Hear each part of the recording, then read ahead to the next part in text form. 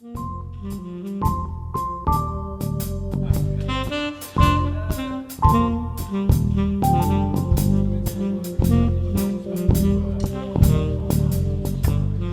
pense que les empires que sont Hermès, Cartier et Louis Vuitton n'existeraient pas sans notre besoin de reconnaissance sociale, de symboles, etc.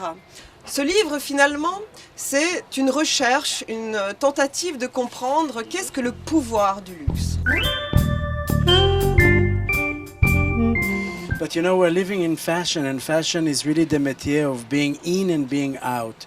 And one of the things that really touched me in the book of Astrid is the fact that it's a story of CEO, of director, but actually they are not just CEO and director, but they are leaders. And leaders don't die. And you have some living one, happily living, and you had also some leaders that are not longer here. But you're very respectful to have them part of this industry, part of the history and the philosophy of luxury, whatever luxury means today. En tout cas, moi, elle m'a obligé à fouiller dans ma mémoire jusqu'au plus profond de mon aventure. Et je dois dire que j'ai revécu grâce à elle les années 70, dont on parle très peu, vous remarquerez, en ce moment lorsqu'on parle du luxe. Or, les années 70 sont des années totalement fondatrices. C'est les Most en 70, ils sont nés en 70. C'est l'époque où Jean-Louis Dumas reprend Hermès et de manière magistrale. C'est l'époque où, un qu'on a oublié, Michel Pietrini est le patron de Chanel. Et il fera une mission suicide formidable. Il fera disparaître les 200 ou 250 licences que Chanel avait distribuées dans le monde dans les années 50 et 60. Ça, on l'a oublié. Et j'ai remarqué que aussi bien les grands patrons de luxe d'aujourd'hui, qui sont un peu plus jeunes que moi, pas beaucoup, mais un peu, ils ont occulté cette période. Or, c'est une période qui a fondé tout le luxe. Tout le luxe d'aujourd'hui, je veux dire, il vient de là. C'est clair, il vient de là, il vient de cette décade assez folle, d'ailleurs, aussi bien dans la musique que dans le luxe, que dans la littérature, et dans la peinture et la sculpture. Donc ça, je la remercie pour ça. Ralph fait partie des personnes qui sont dans ton livre.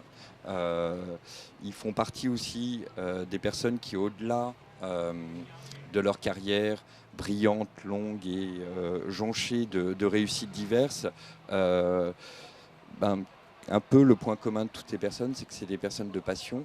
Et c'est les personnes aussi qui ont toujours été à l'écoute autour d'eux et qui se sont dévouées avec intégrité.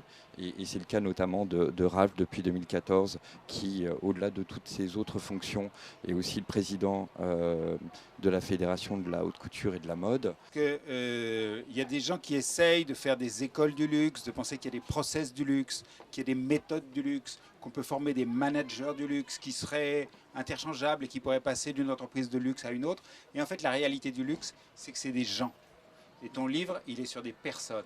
Et que s'il y a un pouvoir du luxe, il est le pouvoir de certaines personnes qui ont des visions. Et que c'est ça le vrai sujet.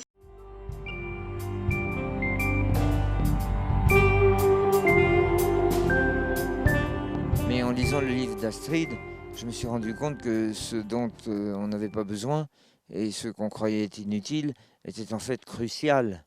Et c'est ça le merveilleux du luxe.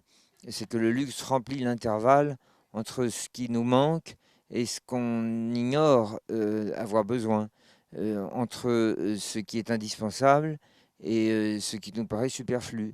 Le luxe, c'est ce qui comble ce fossé. Et je crois que le livre d'Astrid offre une réponse à ce mystère.